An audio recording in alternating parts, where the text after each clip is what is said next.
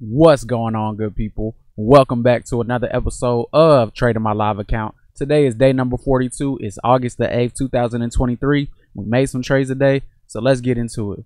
Important levels on the chart today. Let's talk about those. So we have levels of support that make a big difference up here at 35,320.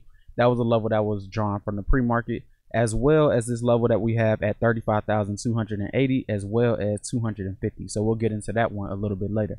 So let's go ahead and get right into it. Let's talk about trade number one that I made today. Now, this right here was in the pre-market, which is a little bit different than what I'm used to, because when it comes to pre-market trading, I usually try and find maybe one good entry if it's one around. Sometimes there's not one there and I just wait until the market opens. But today I saw that the downtrend was really strong, and I just wanted to get in and participate a little bit, you know, stack up a little bit of profit before the market opens so I could start out on a good foot. But in order to do those things, you actually have to make really good entries. Now, for me, what I did on trade one where I went wrong was I had a good idea about where the market was going. I saw the downtrend and I wanted to participate in the sell-off, right?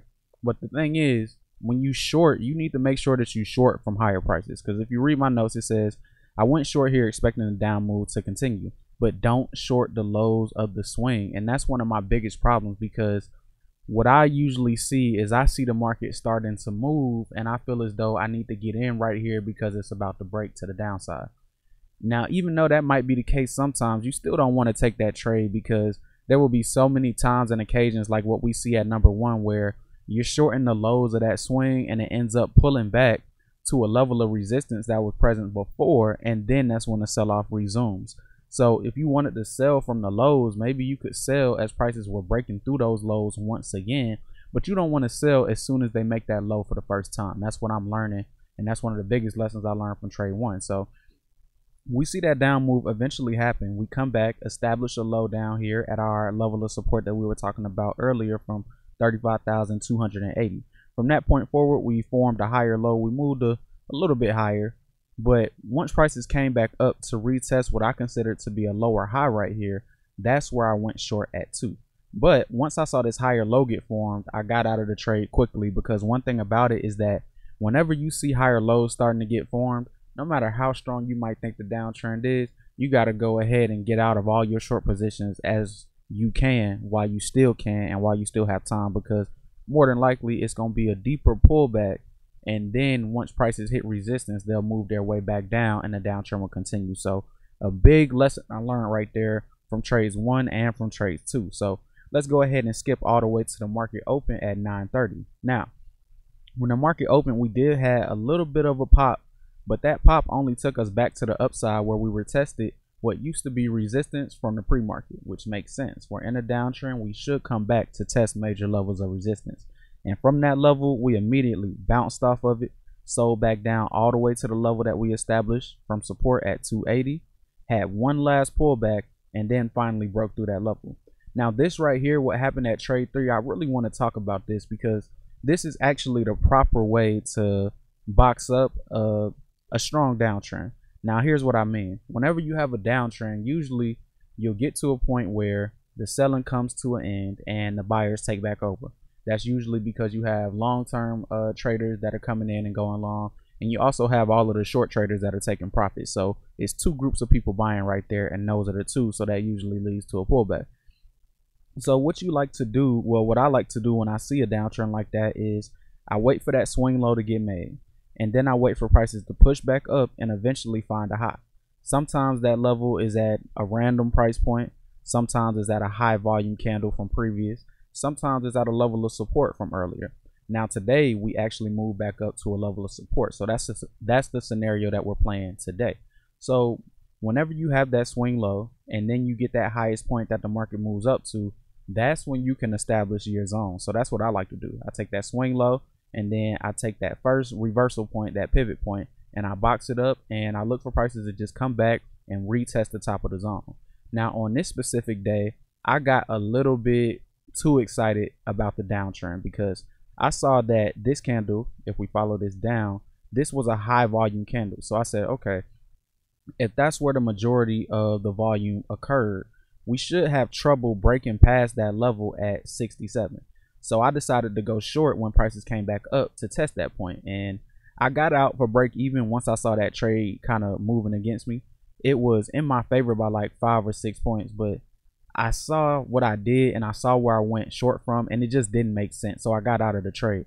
And what I should have done was I should have put my trade up here. This is where my entry should have been. Should have went short right here as prices came back to retest support. Excuse me, retest resistance, what used to be support.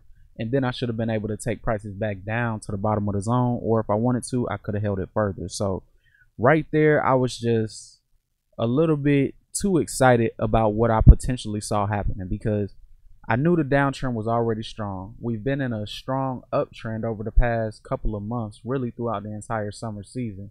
So in my head, I've always been thinking that, one of these days we're gonna have a pretty ugly down move, and I'm gonna be able to capitalize off of that. But I just wasn't prepared today. I came in, I saw what the downtrend was, but I just felt a lot of confusion and uncertainty today. And I think what I need to do on days like these, when I know it's going to be a down day, I need to go back into my notes and study down days for like, maybe 20 or 30 minutes before the market opens, so I can just have a quick little refresher as to what I need to do in a downtrend. Because one thing I learned about markets is that when the overall trend is one way for such a long time, you might get comfortable with whatever trend that is. So since we've been in the uptrend that's been so strong, I've been very comfortable with uptrending days, going long when prices come back to retest higher lows and support levels for higher lows. That's what I've been in for these past couple of months, and that's been my mind frame. But you always got to remember, when it comes down to the market, you got to be able to switch on a dime. You got to be able to adapt on the fly and make changes as you need to. You might have done something the same way for the past 2-3 weeks, but today might be the day that it all changes. So you got to be prepared for that. And I think going forward, that's what I need to focus on, because I can trade a trend when I know what the overall trend is doing. It's very simple and fairly easy, but the difficult part comes where things start to switch up and start to be different. You got to make sure that you're ready for that change and that you can roll with the punches when they come in. So that's the biggest thing I took away from trade 3. 1, trade the area the right way, and then 2, make sure during the pre-market that you get your mind ready mentally for what you're about to see throughout today's session. So after trade 3 moved on, we see that prices eventually broke out of the zone. Now right here, I actually had one of my favorite setups, but I passed on it because I was just hesitating a little bit too much. And when it comes to having some of your best trades in the market, you're not the only one that's looking at that trade. So you got to remember that other people are getting into this trade too and going short for this overall chart setup. So you got to remember that no window of opportunity is going to be open forever. You have your opportunity, and when it's there, you got to execute. You can't hesitate, and you got to take your trades when you see them. Now let's talk about it, because this right here is a bear trend line zone breakout where you need an overall downtrend. That's the first major thing you look for. So we can check that off the list. The next thing you need is a zone, yes. And then you need a pullback, which should happen within that zone. So we had all 3 of those things occur. And then after you have that pullback, you want to see a lower high get established somewhere within the middle of the zone towards the lows of the zone. We had that happen on this green candle right here.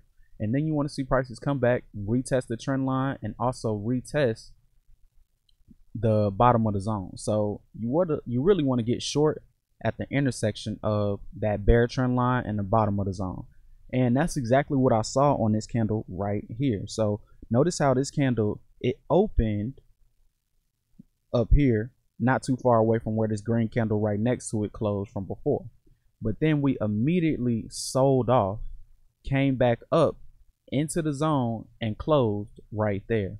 So when we closed at the zone, I should have been able to catch prices on the way down. And I saw this trade happening in real time, and I was just trying to get better prices. I had my order up here at like 59, but every time I would put my order somewhere, prices would come to maybe 5 or 6 points away and then reverse. And I was pretty much just trying to chase it and get the best price. But sometimes when a market is really strong, if you can't get the best price, try and get that second best price if you can, because you don't want to miss out on the move because your order was a couple of points away from getting hit. So let's say you were 5 points away from your order getting filled, and then because you were 5 points away and you didn't get filled, you gave up maybe 50 to 60 points worth of gains. When you look at it from a risk to reward perspective, that distribution is skewed significantly. So you want to make sure that, yeah, you get the best price, but you don't have to be a stickler about it. It doesn't have to be the exact best price. It can be within that general area, and you'll still be okay to go forward and take that trade. So that's one of the biggest things I learned at trade 3. And then once we see prices break down out of the zone past that candle we were just talking about, we actually have one more retest where on this next candle prices came down, but then within the next 2 minutes they came back on this green candle to retest the top of the zone one last time. And then from that point forward, the sell-off continues. So I should have been executing right there, and I feel like even though I didn't take a trade and lose any money, I didn't lose any like physical capital, but I did take a loss in terms of opportunity cost. Because if you see your setup and it's there for the taking, you got to do what you got to do, and you got to get in. So that's the biggest lesson I took away from trade 3. When you see what you need in the market, don't hesitate, execute. That's the lesson right there. So then we see prices continue down to make an initial swing low at point number 5 down here, right? But we'll get to that. We're still on trade number 4. Let's not skip that. So we push back up to the bear trend line, and then we eventually sold off. But I went long right here because I saw my higher low setup. So I went long here after seeing my higher low setup form. But remember, it's better to skip these setups in strong downtrends, and that's something that's very important. Even though you might believe in your trading setup, you always got to take the overall market context into the picture. Now, I took this trade with confidence because I've seen a lot of scenarios where you have a higher low that gets established in a strong downtrend, and it just leads to a minor pullback where you can get you a little 20 or 30 points out of that really quick, and then get back on the selling side of the market as prices start moving down again. But today was not one of those days, and when the trend is really strong, even though you might feel that urge to maybe take your counter trend setups, you just gotta pretty much ignore that completely and think, I'm only trading with the trend, and that's it. No matter how tempting the other side might look, I'm only trading with the trend. So I think that would be the most important takeaway from trade number 4, because this was my setup right here. This was a downtrend reversal with a higher low that got established. You look to go long as prices come back and retest that level of support, but only in a minor downtrend. In a major downtrend like this one, where we were already down by 400 points coming into point number 5, you don't really want to go against that momentum. The trend today is down, so you want to stick with that and trade in line with that. And that's very, very important, not only for today on August 8th, but for all of the days going forward. That's a very important concept that you got to remember. So that's what I took away from trade 4.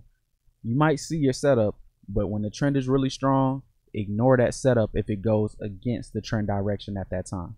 Now, looking back on it, I actually didn't draw up this entire down movement the right way, and that kind of affected me because I felt a lot of confusion when this overall, I guess you could call this zone area, was forming. You know, I went back and I looked at my charts, and now that I've actually looked at the live chart, I wanted to bring that back up because I went back and redid my levels. So prior to this, I didn't even have a zone drawn up here. I just had that higher low set up, right? But if you look at it, we can apply that same concept that we use from the swing low at point 3 from trade 3 over here, how we box that same area up. That same concept can apply to this area down here from where trades 4 and trades 5 were located. So if we were to go back to the screenshot, we can see that I didn't even box this zone up at all. And that kind of led me astray because I felt as though I had no reference point to look at the market from. And a reference point is very important for me because the market moves how it wants to. But I analyze the market in a certain way. So when I see certain characteristics start to form, I'm like, oh, okay, I now have a deeper understanding of the price action that I'm looking at. So with me having so much confusion, I ended up just going short again towards the lows of the swing at trade number 5, kind of like I did at trade number 1, and I got the same result. I saw prices come back up to a major level of resistance, and then that's when the sell-off resumed. So if we go back to the live chart, what I should have done was I should have taken that swing low that we made. I should have found the highest pivot point that was created, and then I should have boxed my zone up from the swing low to the pivot point. And if you look at that zone, if I would have drawn it up the right way, I would have been able to take the short as prices came back into the zone to retest it one more time right here at 207. And then we had another opportunity to catch a lower high as prices came back, not to the top of the zone, but to the top of this body. So that's good enough. You know, we see that the trend is down, so we could definitely view that as an opportunity to get in for the short side. So if we go back and compare our screenshot, notice how without this zone being drawn up, I really didn't know where prices were going to reverse from when they needed to, right? But now that I drew up the zone, look at what happened. We pretty much had a perfect retest off of that zone. So this is what it looks like without the zone. I wouldn't have been able to determine that this area right here would have been a level of resistance that we bounced off from. Not initially. You know, looking back at it, I can see that this is a swing low that was made on high volume. So more than likely, if this acted as support before, once it gets broken through, it should act as resistance for the downtrend to continue from.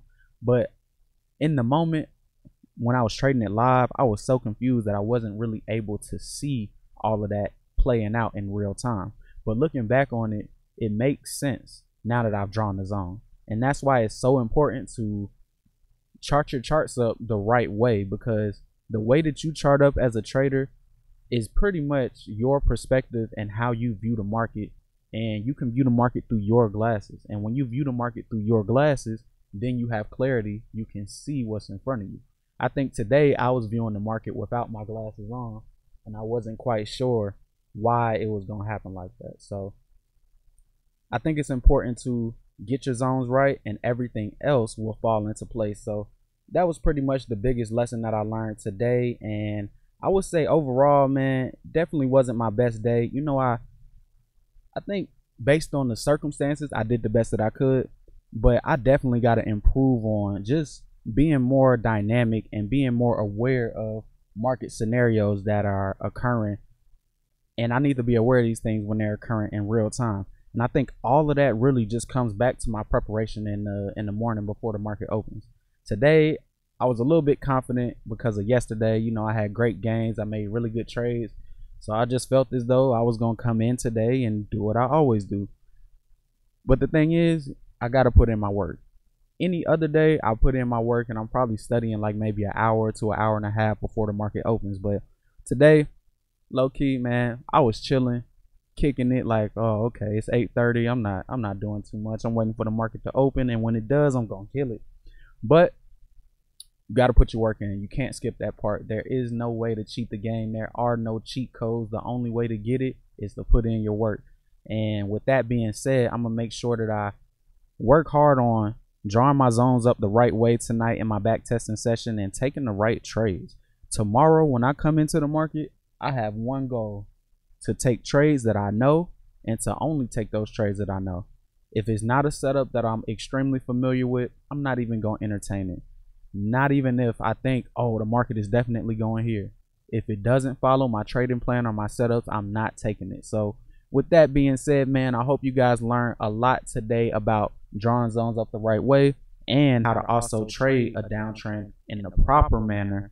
And make sure that you guys never, ever short at the lows of the swing when it first gets to that lowest price. If you want to short the lows of the swing, wait until prices come back down through that low one more time. You don't want to catch it the first time, catch it the second time.